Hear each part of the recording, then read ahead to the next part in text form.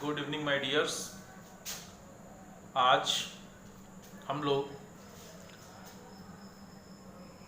दो पॉइंट पर जो चैप्टर पढ़ा ना स्टूडेंट्स, वैद्युत चालन, उससे संबंधित दो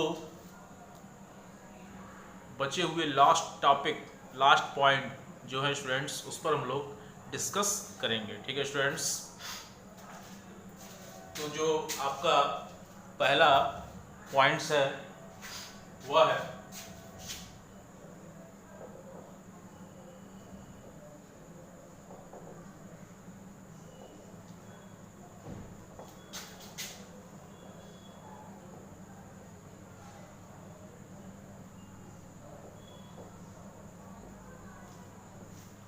कॉम्बिनेशन ऑफ रेजिस्टेंसेस। ठीक है, यानी कि प्रतिरोधों का संयोजन। प्रतिरोधों का संयोजन दो प्रकार से किया जा सकता है। पहला तो होता है स्टूडेंट्स श्रेणी क्रम में, यानी कि इन सीरीज, और दूसरा होता है इन पैरेलल, यानी कि समांतर क्रम में। ठीक है स्टूडेंट्स, तो इसका जो संयोजन होता है वह दो प्रकार से हो सकता है। ठीक है, पहला तो होता है आपका इन सीरीज, यानी कि श्रेणी क्रम में। ठीक है स्टूडेंट्स, और दूसरा जो होता है वह होता है इन पैरेलल, यानी कि समांतर क्रम में। ठीक है स्टूडेंट्स, तो सबसे पहले हम श्रेणी क्रम की बात करेंगे। इनमें हम सबसे पहले क्या करेंगे, तीन प्रतिरोध को ले लेंगे। ठीक है स्टूडेंट्स,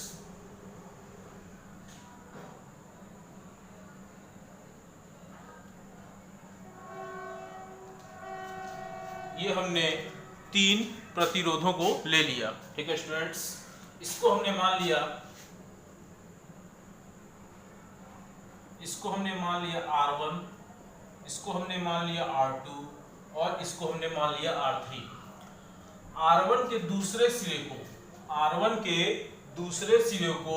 R2 के पहले सिरे से जोड़ देंगे। ठीक है, और R2 के दूसरे सिरे को R3 के पहले सिरे से जोड़ देंगे, और R1 का जो पहला सिरा है और R3 का जो दूसरा सिरा है स्टूडेंट्स, R1 का जो पहला सिरा है और R3 का जो दूसरा सिरा है, इसको हम एक बैटरी की सहायता से जोड़ देंगे। ठीक है स्टूडेंट्स, इसको हम किससे जोड़ देंगे, एक बैटरी की सहायता से जोड़ देंगे। ये हो गया प्लस, ये हो गया माइनस। ठीक है, बात समझ में आई? ये क्या है, ये बैटरी है, और इसमें हम क्या करेंगे, इसमें हम एक कुंजी लगा देंगे। क्या लगा देंगे, कुंजी। जब कुंजी यानी कि स्विच यानी कि कीज, यानी कि जब हम स्विच को ऑन करेंगे तो इसमें धारा जो है, इसमें जो धारा है स्टूडेंट्स, वो क्या होगी, प्रवाहित होने लगेगी। इस परिपथ में जो धारा है आई है, ठीक है स्टूडेंट्स, वह प्रवाहित होने लगेगा। क्लियर, बात सुन में आई? क्योंकि धारा प्रवाहित होने का सिर्फ एक ही मार्ग है, क्योंकि अगर फिगर में आप देखिए तो धारा प्रवाहित होने का सिर्फ एक ही मार्ग है। तो इस स्थिति में इस R1 और R2 और R3, इसको हम मान लेते हैं A, इसको हम मान लेते हैं B, इसको हम मान लेते हैं C, और इसको हम मान लेते हैं D। इस स्थिति में देखिए कि जो R1 पर जो विभवांतर होगा वह होगा कितना, V1, और R1 पर जो विभवांतर होगा स्टूडेंट्स, इस R1 पर, ठीक है, जो विभवांतर होगा वह होगा V1, ठीक है, और R2 पर जो विभवांतर होगा वह होगा V2, और R3 पे जो विभवांतर होगा वह होगा V3। क्लियर हुआ? और A और यहां से लेकर के और यहां तक टोटल विभवांतर कितना होगा, टोटल विभवांतर जो होगा वह होगा V। कितना होगा? V। बात समझ में आई यहां तक? अब ओम का नियम क्या कहता है? ओम का नियम क्या कहता है? ओम का नियम कहता है कि V is equal to I into R. क्या कहता है? V is equal to I into R. बात समझ में आई? अब इस ओम के नियम को क्या करेंगे, ये जो प्रतिरोध R1 है उसके सिरे पर लगाएंगे। ठीक है, जब इसके सिरे पर हम रखेंगे इस ओम के नियम को, इस ओम का जो हमको ये वैल्यू मिली है, इसको हम प्रतिरोध R1 के सिरों पर जब लगाएंगे तो इस स्थिति में हमें क्या प्राप्त होगा? V1 is equal to I into R1। अब R2 को लगाइए तो V2 इज इक्वल टू कितना मिलेगा? V2 is equal to I into R2। अब R3 पे लगाएंगे तो V3 is equal to I into R3 मिलेगा। ठीक है स्टूडेंट्स, अब क्या निकालेंगे? अतः कुल विभवांतर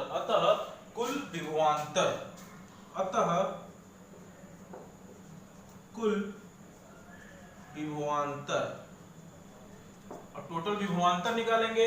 जब टोटल विभवांतर निकालेंगे स्टूडेंट्स, हमें मिलेगा V is equal to V1 V2 V3। क्या मिलेगा? V is equal to V1 V2 V3। अब बात हो रही है कि इसकी V is equal to I into R है, तो ये हो जाएगा I into R is equal to, ये हो जाएगा I कॉमन ले लेते हैं तो R1 R2 और R3। इस I से ये I कैंसिल हो जाएगा, ये R इज इक्वल टू बचेगा R1 R2 और R3। बात समझ में आई? R is equal to R1 R2 और R3। ये जो R है ये क्या है? यह है तुल्य प्रतिरोध। ये क्या है स्टूडेंट्स? ये जो R1 है यह क्या है? सॉरी, ये जो R है ये क्या है? यह है तुल्य प्रतिरोध। बात समझ में आई? ये जो R है वह क्या है? वह है तुल्य प्रतिरोध।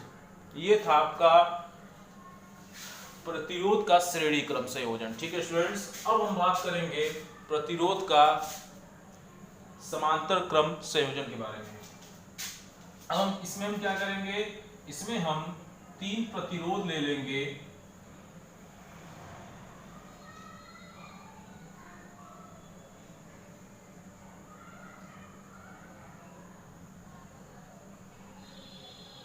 ठीक है स्टूडेंट्स, हमने क्या किया?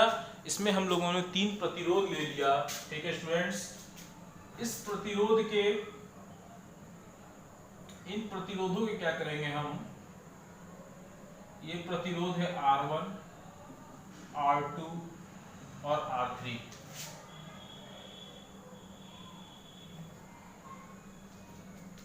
प्रतिरोध R1 के पहले सिरे को, ठीक है, ये पहला सिरा है, इसको हमने मान लिया कोई पॉइंट,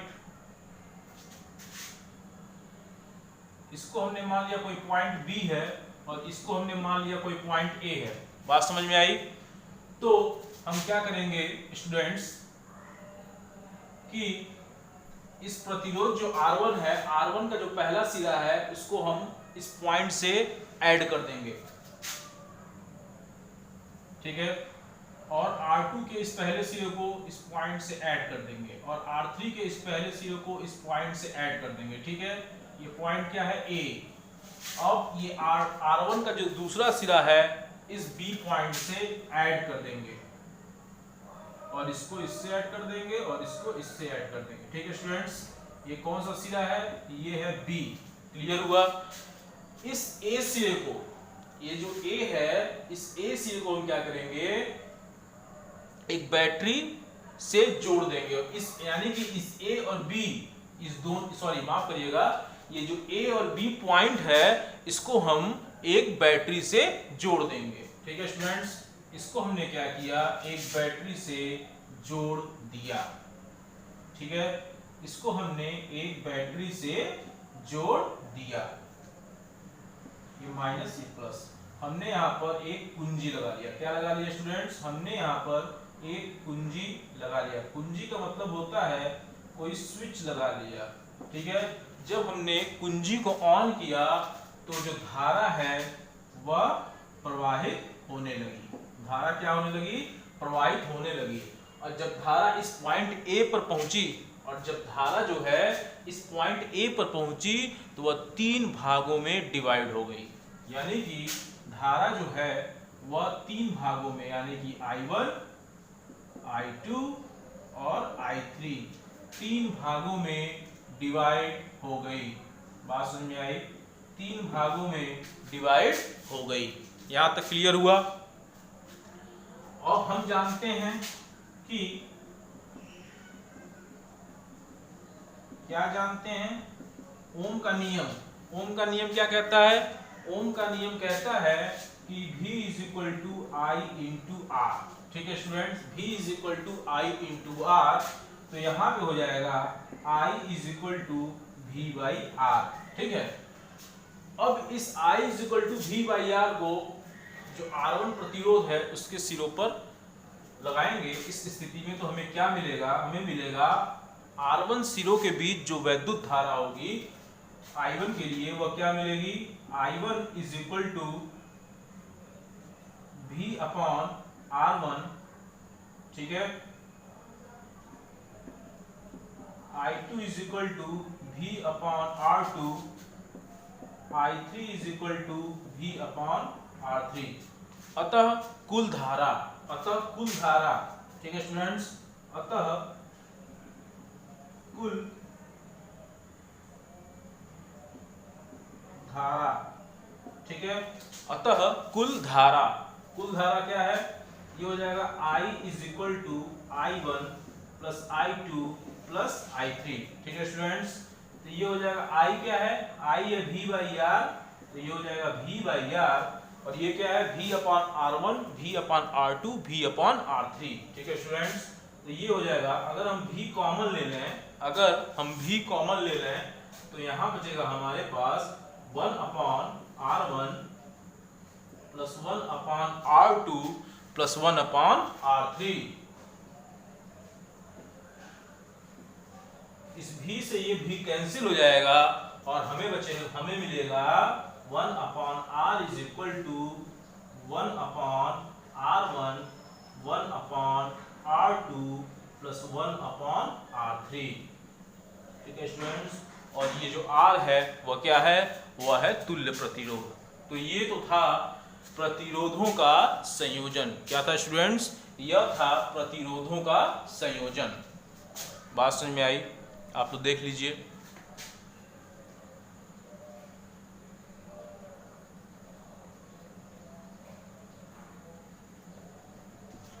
अब हम इसके बाद जिस नेक्स्ट और इस चैप्टर से संबंधित जो हमारा लास्ट पॉइंट है उसके बारे में डिस्कस करेंगे। ठीक है स्टूडेंट्स,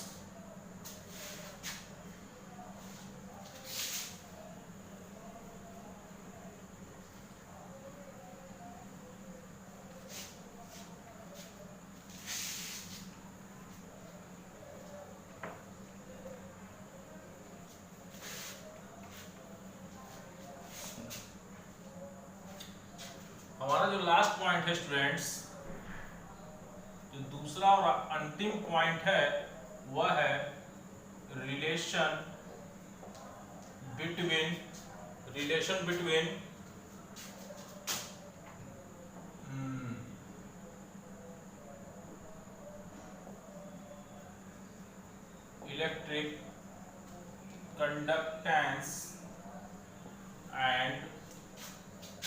इलेक्ट्रिक कंडक्टेंस एंड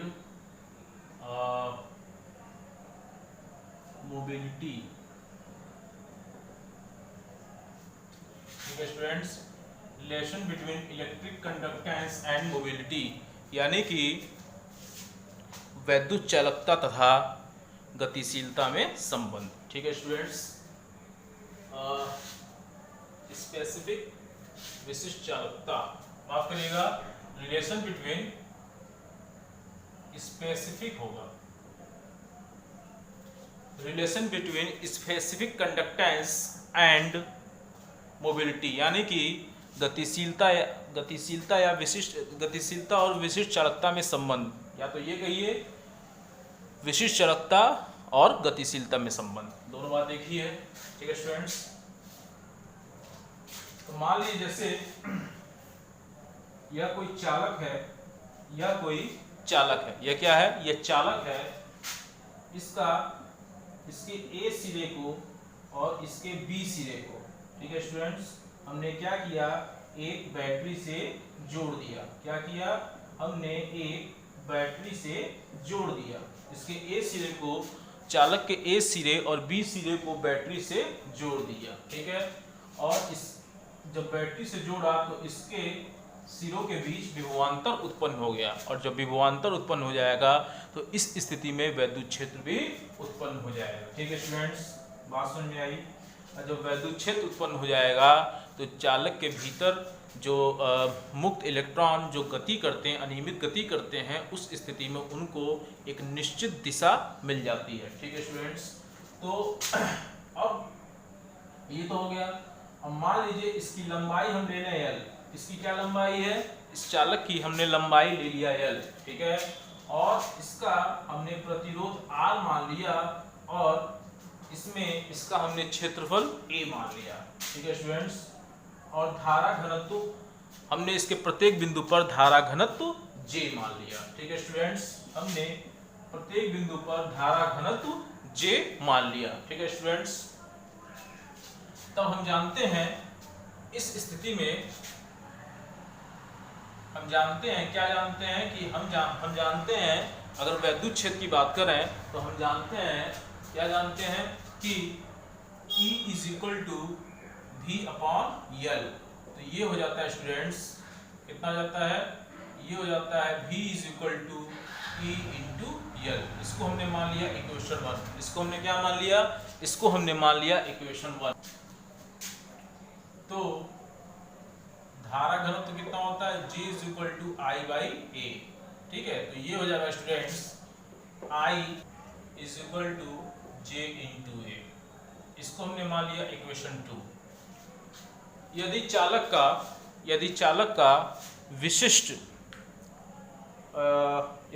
का विशिष्ट प्रतिरोध, ठीक है स्टूडेंट्स, यदि चालक का विशिष्ट प्रतिरोध एवं चालकता सिग्मा एंड रो हो, तब R is equal to rho into L by a. R is equal to rho into L by a. तो रो इज इक्वल टू कितना होता है, रो इज इक्वल टू होता है 1 अपॉन सिग्मा, तो L अपॉन इंटू सिग्मा, चूंकि रो is equal to होता है 1 अपॉन सिग्मा। ठीक है स्टूडेंट्स, इसको हमने मान लिया equation number 3। We know that, ऐसे लिखेंगे, फ्रॉम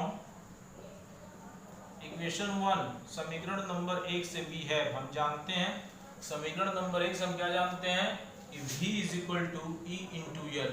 चूंकि V इज इक्वल टू होता है I इंटू R, इसलिए I into R is equal to E into L। इसको हमने मान लिया इक्वेशन नंबर 4। अब लिखेंगे students, using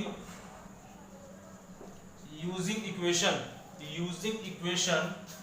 2 and 3 in equation 4 we get समीकरण नंबर 2 और 3 का उपयोग समीकरण नंबर 4 में करने पर, समीकरण नंबर 2 क्या कह रहा है, J into A into R की वैल्यू क्या है, L upon sigma into A।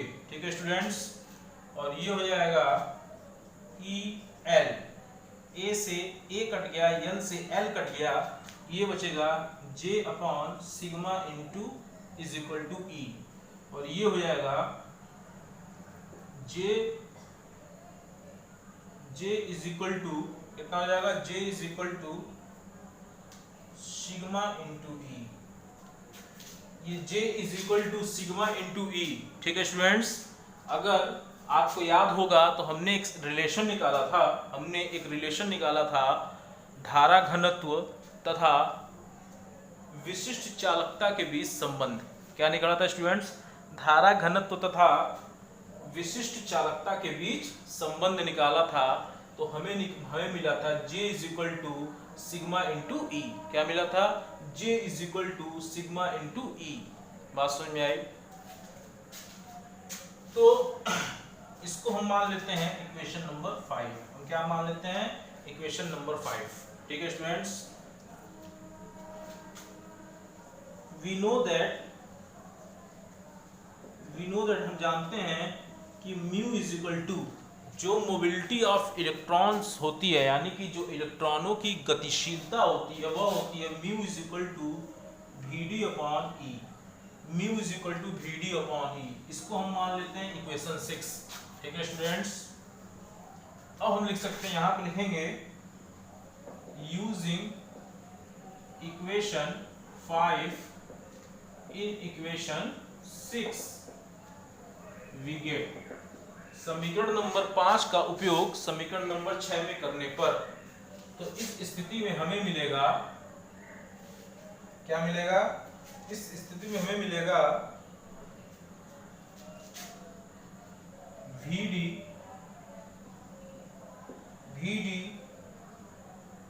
Sigma upon J. क्या मिलेगा? V D sigma upon J, चूंकि V D is equal to होता है J upon N E. V D is equal to कितना होता है? जे अपॉन एन ई, इसलिए म्यू इज इक्वल टू हो जाएगा J into sigma upon J into N E. इस जे से जे कट जाएगा, ये हमें मिलेगा mu is equal to sigma upon N E. ये जो रिलेशन है यही क्या है? यही गतिशीलता एवं विशिष्ट चालकता के मध्य संबंध है। ठीक है स्टूडेंट्स, इसको तो ये जो विशिष्ट चालकता और मोबिलिटी के बीच हमने संबंध निकाला है, हम लोग इसे इस तरह से भी सॉल्व कर सकते हैं। ठीक है स्टूडेंट्स, या तो चाहें यहाँ से भी सॉल्व किया सकता है। ये जो रिलेशन है, ये धारा घनत्व तथा विशिष्ट चालकता के बीच संबंध हम लोगों ने प्राप्त किया था, वहां से भी यहाँ तक आया था, और वहां से भी इस इक्वेशन ये सब रखते जाएंगे तो ये हमको जो रिलेशन निकालना था स्पेसिफिक कंडक्टेंस एंड मोबिलिटी का, हमें मिल जाएगा। ठीक है स्टूडेंट्स, उस विधि से भी सॉल्व कर सकते हैं और इस विधि से भी इसके संबंध को निकाला जा सकता है। ठीक है स्टूडेंट्स, तो अभी तक के लिए स्टूडेंट्स बस इतना ही। इसके बाद हम लोग न्यूमेरिकल्स पर बात करेंगे, और आपके जितने भी थ्योरेटिकल्स पार्ट्स थे इस चैप्टर्स के वैद्युत चालन के, वह सारे समाप्त हो चुके हैं। ठीक है स्टूडेंट्स, तब तक के लिए good night and thank you.